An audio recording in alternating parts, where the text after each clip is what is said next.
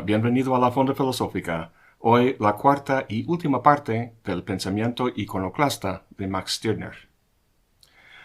En su libro, Stirner habla mucho de fantasmas. Dice que tenemos la cabeza llena de fantasmas, con lo cual se refiere a ideas que nos perjudican. Los productos en el capitalismo se han convertido en fetiches, lo cual se define como un objeto que es adorado por sus supuestos poderes mágicos o porque se considera que es habitado por un espíritu. Eso es justo lo que Stirner dice sobre ideas como Dios, el hombre, la nación. Dice que son espíritus o fantasmas, es decir, fetiches. El sistema de ideas, lo que Stirner llama el idealismo, explota al individuo, haciendo que trabaje por fines que no son los suyos. Stirner esperaba que cada individuo se volviera propietario de lo suyo, amo de sí mismo. Terminamos la vez pasada hablando precisamente de la propiedad y cómo el individuo como propietario puede defenderla. Para Stirner, el enemigo puede ser cualquier persona, incluso uno mismo. Aquí es donde dejamos la vez pasada. Lo que Stirner quiere evitar es que mi propiedad termine poseyendo a mí mismo. Eso es precisamente una condición de adicción. Si mi propiedad se convierte en una adicción, entonces me controla, me determina. La propiedad ya no es mía, sino que yo soy suya.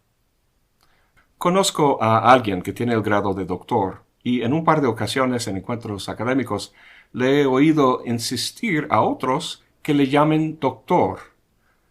Qué vergüenza, la verdad. Lo doctor no quita lo pendejo. El consejo de Stirner a esa persona sería que aniquile o consuma su doctorado, que lo suelte como si no existiera. Para Stirner, esa capacidad tiene que ser constantemente renovada. La relación que uno tiene con su pareja o con sus ideas tiene que ser constantemente renovada o consumida. Su verdadera riqueza consiste no en los objetos, sino en su capacidad de decir, esas cosas no me son nada. Si algo no puede significar nada a uno, entonces no es verdaderamente su propiedad. Ahí vemos justamente el peligro que representa uno mismo para sí mismo. Si su relación con sus ideas, su pareja, sus cosas se congela, si su identidad se vincula con una forma fija de experiencia, yo soy el esposo, el doctor, etc., entonces uno se pierde en un estado petrificado de ser, como el ser en sí sartreano. Para evitar eso, consume su propiedad y al hacer eso crea a sí mismo. ¿Y qué es ese sí mismo? Eso lo preguntamos la vez pasada y vimos que no puede ser el ego, sino más bien algo parecido al ser para sí de Sartre que acabamos de comentar. Stirner llama ese sí mismo, el yo, una nada creadora. Recuerda que lo llama el único. Sin embargo, Stirner no rechaza lo conceptual, sino que lo consume, lo come. Fíjate lo curioso del hecho de que con la boca hablamos y también comemos. En la siguiente cita nos da una idea de cómo funciona este consumo. Dice, en cuanto hombre, yo no tengo más que pensamientos, mientras que en cuanto yo, estoy además sin pensamiento. En cuanto uno no puede apartarse de un pensamiento, no es uno nada más que hombre, es el esclavo de la lengua. La lengua, o la palabra, ejerce sobre nosotros la más espantosa tiranía, porque conduce contra nosotros todo un ejército de ideas fijas. Examínate en el preciso momento en que reflexionas y advertirás que avanzas solo en la medida en que careces de pensamientos y de palabras. No es solo durante tu sueño cuando estás sin pensamiento y sin palabra, lo estás en las más profundas meditaciones, y hasta es justamente entonces cuando lo estás más. Y no es más que por esa ausencia de pensamiento, por esa desconocida libertad de pensar o libertad frente al pensar, por lo que tú eres de ti. Solo gracias a ella llegarás a consumir del lenguaje como de tu propiedad. El yo es como ese remolino, un vorágine en el que se consume su propiedad.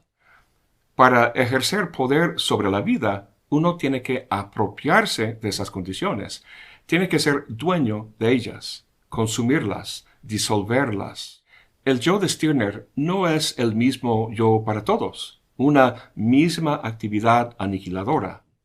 Concretamente, el yo es único, una realidad singular de cada individuo. Esta unicidad consiste en la historia singular y concreta en que uno consume las condiciones de su vida. Es diferente para cada quien.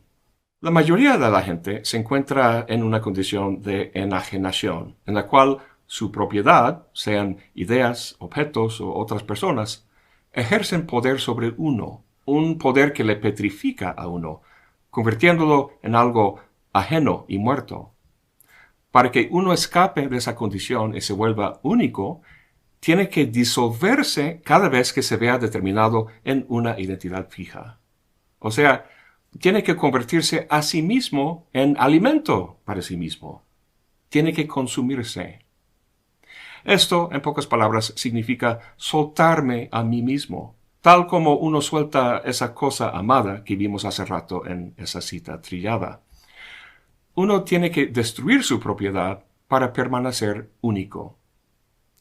Pero curiosa e irónicamente, uno debe renunciar incluso a su deseo de ser único, porque eso también puede constituir una trampa en una identidad mediante la cual uno enajena a sí mismo.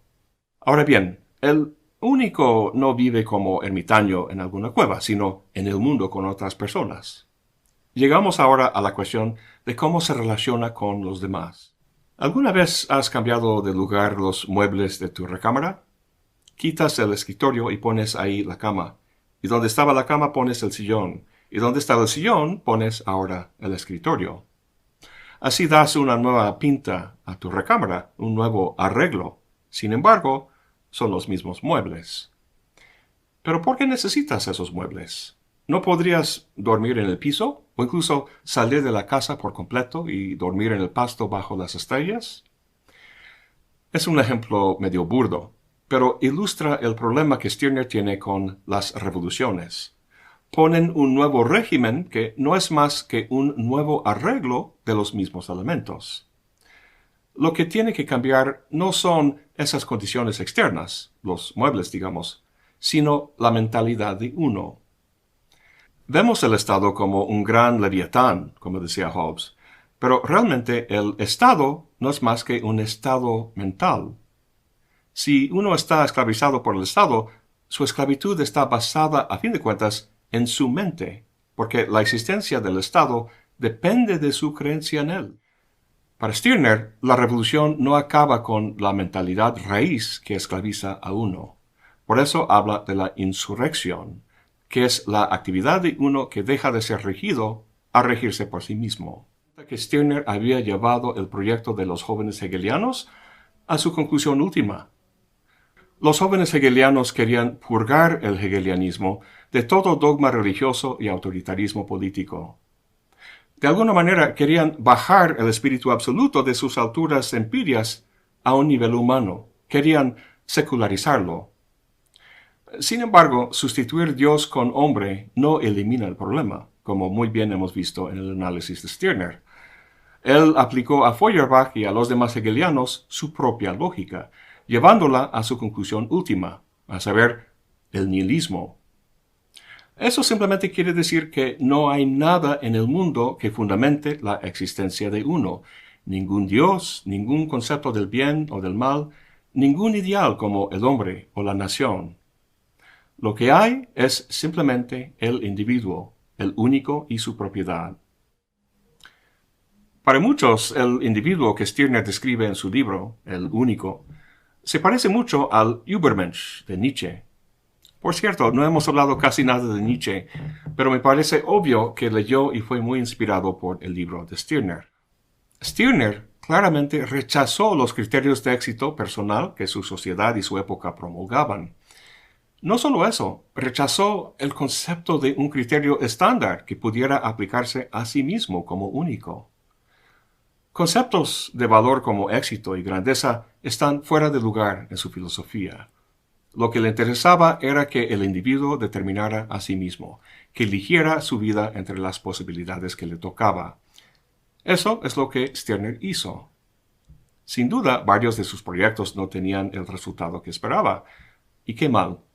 Sin embargo, semejante resultado no es inconsistente con su posición. Su meta no fue una vida exitosa, sino una vida libre de ilusiones. Eso es todo por hoy. Gracias por acompañarme. Hasta la próxima y buen provecho.